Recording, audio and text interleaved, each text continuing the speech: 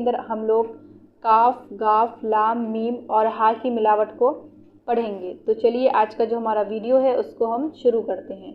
सबसे पहले है काफ। काफ, गाफ, लाम, मीम, हा की मिलावट।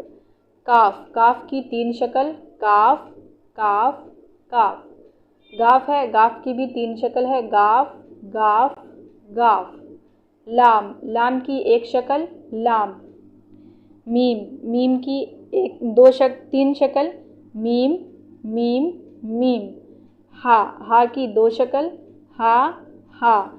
ये जो 2 शक्लें आप देख रहे हैं ये भी हा की ही शक्ल है, इसका भी इस्तेमाल होता है। तो सबसे पहले हमने पढ़ा काफ। काफ की 3 शक्लें, तो ये है पूरा काफ, एक होता है पूरा काफ और होता है फिर आधा काफ।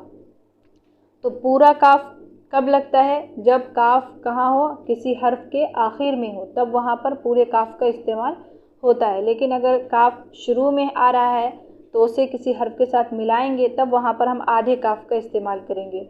उसी तरीके से गाफ, गाफ भी अगर आखिर में आ रहा है तो पूरा लिखेंगे, लेकिन अगर शुरू में आ रहा है किसी हर्फ के साथ हमें मिलाना है इसको या बीच में है तो फिर हम उसे आधा लिखेंगे। उसकी यहाँ पर 2 शक्लें बयान की गई। लाम, लाम की पहली शक्ल क्या है? पूरी है, और दूसरी जो शक्ल है वो आधी है। यानी लाम को भी अगर हम किसी हर्फ के साथ मिलाएंगे तो उसको हम आधा लिखेंगे, और अगर आखिर में होगा लाम तो फिर पूरा लिखा जाएगा। मीम, मीम की 2 शक्लें यहाँ पर बयान की गई। मीम अगर आखिर में आ रहा है, लास्ट में आ रहा है, तब तो पूरा लिखा जाएगा, लेकिन अगर शुरू में है या बीच में है तो फिर उसको हम आधा लिखते हैं।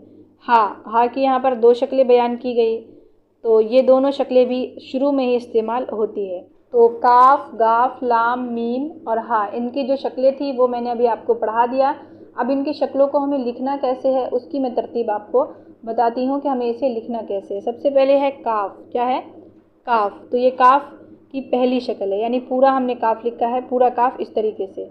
अब जब इस काफ को हम किसी दूसरे हर्फ के साथ मिलाएंगे तो इसकी 2 शक्ल बनेगी। 2 तरीके से हम इसको लिखेंगे। कैसे? पहली बात तो सबसे कि हम आधा लिखेंगे। काफ को कैसा लिखेंगे? आधा लिखेंगे, यानी इस तरीके से। जब हम काफ पूरा लिखते हैं तो काफ को ऊपर से थोड़ा सा मोड़ देते हैं, जो यहाँ पे मैंने मोड़ा हुआ है, लेकिन अगर हम आधा लिखेंगे तो यहाँ पर मोड़ेंगे नहीं, बल्कि आधे पर हम छोड़ देंगे। ये तो दूसरी शक्ल हो गई काफ की। एक और शक्ल आती है काफ की इस तरीके से, ये भी क्या है? काफ ही है। ठीक, अब काफ के बाद आ रहा है गाफ। गाफ की भी मैंने आपको शक्लें पढ़ाई हैं। गाफ की भी 3 शक्लें। कितनी शक्लें हैं? 3। एक तो है पूरा गाफ और दूसरी 2 शक्लें और है गाफ की। जब गाफ को हम किसी हर्फ के साथ मिलाएंगे तो 2 तरह से लिखेंगे, एक तो इस तरीके से और एक शक्ल गाफ की इस तरीके से। ठीक है, तो ये गाफ की 2 शक्लें मैंने अभी आपको बताई। उसके बाद है लाम।